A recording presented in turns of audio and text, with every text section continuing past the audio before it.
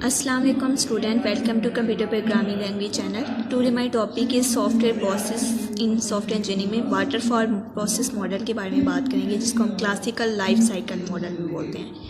Previous lecture में मैंने आपको सॉफ्टवेयर प्रोसेस के बारे में, ठीक है, उसमें जनरेटिक जो प्रोसेस हम स्टेप्स यूज़ करते हैं वो मैंने आपके साथ डिस्कस किए थे। आज हम वाटरफॉल मॉडल और उसके स्टेप्स की बात करेंगे, ठीक है। वाटरफॉल मॉडल ही हमारे पास मोस्ट वाइडली यूज जो फर्स्ट सॉफ्टवेयर इंजीनियरिंग में डेवलपमेंट के लिए यूज़ होता है, ये वो मॉडल है, ठीक है। इसमें ये हम एक प्रोजेक्ट के सक्सेसफुल के लिए यूज़ करते हैं, क्योंकि ये हमारे पास linear sequential life cycle model भी इसको बोलते हैं, ठीक है। It's linear sequential life cycle models, या इसको क्लासिकल लाइफ साइकिल मॉडल भी बोल रहे हैं। मीन दैट कि any phase in the development phase begin only if the previous phase is complete. अगर हमारा जो जैसे स्टेप बाय स्टेप इसके फेज चल रहे हैं, ठीक है, वो पिछला जब तक हमारे पास कंप्लीट नहीं होगा तो नेक्स्ट फेज उसका नहीं डिवेल्प होगा। वो हम बिल्कुल भी स्टार्ट नहीं कर पाएंगे जब तक हमारे पास पिछला जो है फेज वो जब तक कंप्लीट नहीं होगा। लाइक दैट, जैसे एक वाटरफॉल की तरह काम नहीं करता कि जैसे एक ऊपर से वाटरफॉल हो रहा है कि पानी जो है वो प्रीवियस नहीं जा सकता, मतलब पीछे नहीं जा सकता, वो ऊपर से नीचे की तरफ ही बहता है। इस तरह ये भी है कि जब हमारे पास प्रीवियस हमारा स्टेप कंप्लीट नहीं होगा, नेक्स्ट उसके साथ कनेक्टेड होगा ही नहीं। इट डज़ नॉट ओवरलैप, मतलब पीछे की तरफ नहीं जा सकता, ठीक है, ओवरलैप नहीं हो सकता। वाइल प्रोसेस डिवाइडेड इनटू ए सेपरेट फेज, जिसमें होल प्रोसेस जो है हमारे पास जो भी होंगे वो डिवाइड हो जाएंगे सेपरेट फेज में, ठीक है। उसके बाद नेक्स्ट स्टेप बाय स्टेप उसके आता जाएंगे।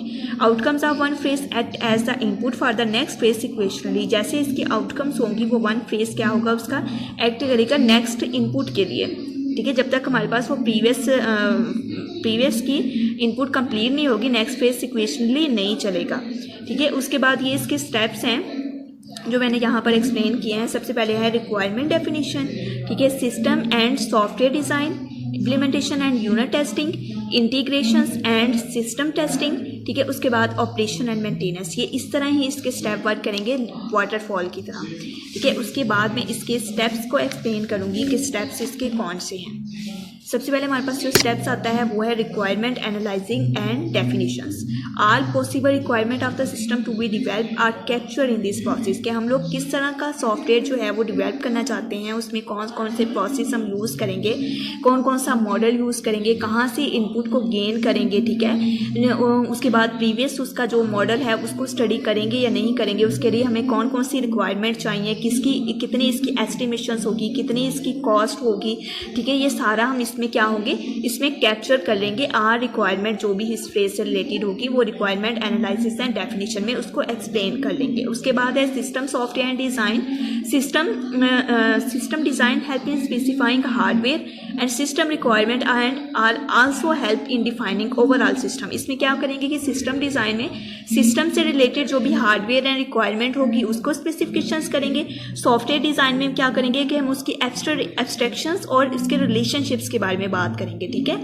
जो सॉफ्टवेयर डिज़ाइन है मतलब other describing system abstractions and relationships, उसके रिलेशनशिप के बारे में बात करेगा, ठीक है। सिस्टम से रिलेटेड कौन से हमारे पास हार्डवेयर हम यूज़ करेंगे, कौन सी रिक्वायरमेंट होगी सिस्टम से रिलेटेड, कैसा सिस्टम लेके आएंगे, उसकी कॉस्ट क्या होगी, ठीक है, उसमें कितनी एस्टिमेशंस आएगी। सॉफ्टवेयर डिज़ाइन में सॉफ्टवेयर से रिलेटेड भी हम देख लेंगे कि उसका रिलेशनशिप किसके साथ होगा, कौन सा मॉडल यूज़ करेंगे, ठीक है, किसके तहत हम करेंगे उसकी एस्टिमेशंस, ये सारा कुछ उसमें एक्सप्लेन कर देंगे। उसके बाद है implementation and unit testing. Unit testing हमारे पास क्या होता है कि किसी चीज़ का पार्ट बना लेना, जैसे सिस्टम को अगर हम डिवाइड करते हैं स्मॉल पार्ट में, उसको हम यूनिट टेस्टिंग बोलेंगे, ठीक है। Also called unit testing. अगर उसका टेस्ट करेंगे उस यूनिट का स्टेप बाय स्टेप, मतलब उस स्मॉल पार्ट का जब हम टेस्ट करते हैं उसको क्या बोलते हैं, unit testing.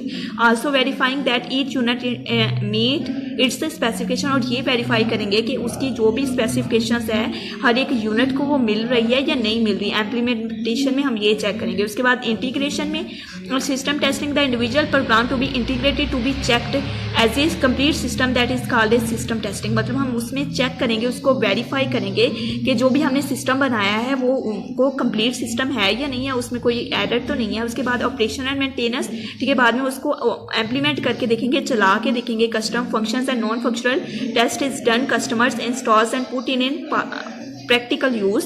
Maintenance involve correct errors and enhancing improving, जो उसके करेक्ट एरर करेगा क्योंकि उस जो भी उसमें इम्प्रूविंग करनी होगी वो उसमें इम्प्रूविंग करेगा। ऑपरेशन में उसको चला के देखेंगे, ठीक है, उसको इंस्टॉल करके देखेंगे, प्रैक्टिकली उस पर वर्क करके देखेंगे, मेंटेनेंस में उसमें सारे इन्हेंसिंग और इम्प्रूविंग करके देखेंगे। आज हमने वाटरफॉल मॉडल के बारे में बात करेंगे, कल हम उसके एडवांटेजेस डिसएडवांटेजेस देखेंगे।